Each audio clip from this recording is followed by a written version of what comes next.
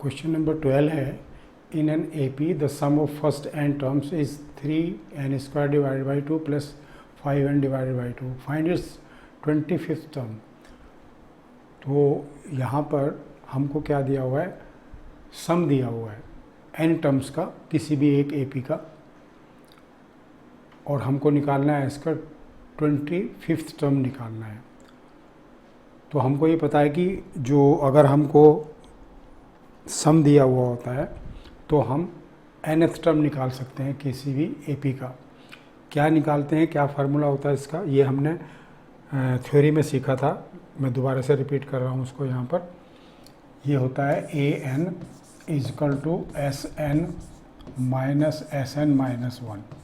मतलब अगर हम nth sum of n terms में से sum of n minus 1 term को माइनस कर देंगे तो हमारा nth टर्म आ जाएगा। ठीक है, तो हमको दिया हुआ Sn, sum of n terms दिया हुआ है Sn is equal to 3n² divided by 2 plus 5n by 2, ये दिया हुआ हमको।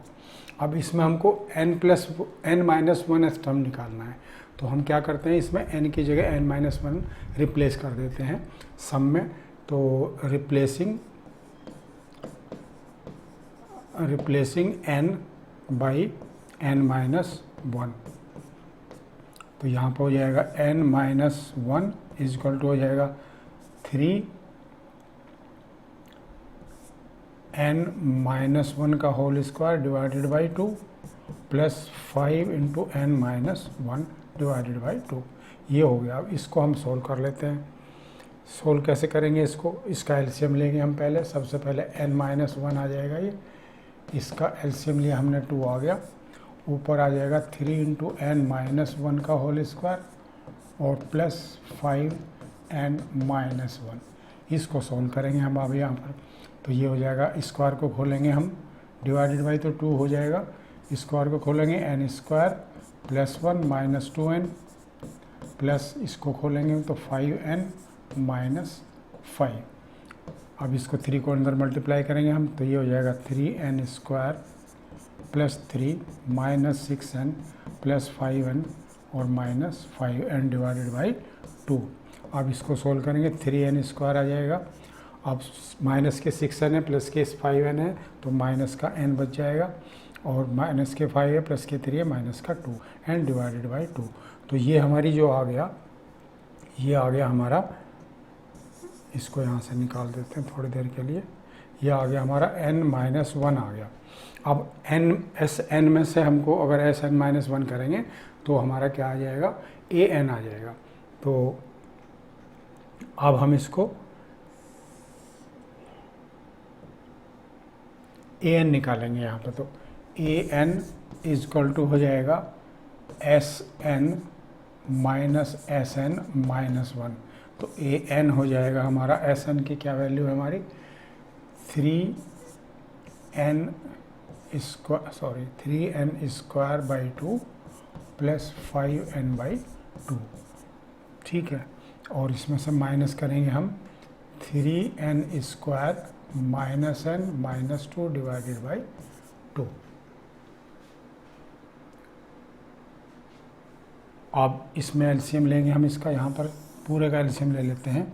तो ये हो जाएगा 3n² plus 5n minus 3n² plus n plus 2, ये हो जाएगा। तो यहाँ पर 3n² से 3n² कट जाएगा, और हम क्या बच जाएगा हमारे पास, 5n है और n है तो 6n हो जाएगा, दोनों प्लस के हैं, और प्लस का 2 हो जाएगा डिवाइडेड बाई 2। अब 2 कॉमन लेंगे इसमें से ऊपर, तो ये हो जाएगा 3n प्लस 1 डिवाइडेड बाई 2। 2 से 2 कैंसिल हो जाएगा हमारा, तो ये आ जाएगा 3n प्लस 1। तो ये हमारा क्या आ गया, An आ गया। हमारे पास क्या आ गया, An आ गया। An is equal to 3n plus 1। अब हमको निकालना है n25 25th टर्म निकालना है। तो हम n की जगह 25 सब्स्टिट्यूट करेंगे यहाँ पर। तो ये हो जाएगा 3 into 25 plus 1 is equal to 75 plus 1 is equal to 76। तो A25 जो है इस AP का क्या हो जाएगा, 76 आएगा। तो इस तरह से हम इसको क्वेश्चन को अटेम्प्ट करते हैं। हमको ये फार्मूला पता है जो थ्योरी में हमने पढ़ा है कि अगर हमको SN दिया हुआ है तो हम AN निकाल सकते हैं, मतलब nth टर्म निकाल सकते हैं। अगर हमको n टर्म्स का सम दिया हुआ है तो हम nth टर्म निकाल सकते हैं उस AP का। कैसे?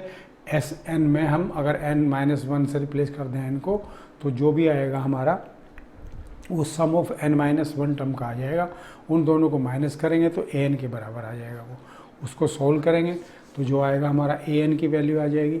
अब या तो हमको an निकालना होता है या an में कोई भी निकालना हो हमको टर्म, अगर 10th टर्म निकालना है, 25th निकालना है, 20th निकालना है, 30th निकालना है, वो हम यहाँ पे n की वैल्यू को पुट करेंगे और उसका सोल्यूशन आ जाएगा। इस तरह से ये क्वेश्चन थोड़ा सा इनडायरेक्ट तरीके से पूछा है इसने, बट अगर हमारे को फार्मूला पता है जो हमने पढ़े हैं थ्योरी में तो इसमें कोई भी प्रॉब्लम नहीं है।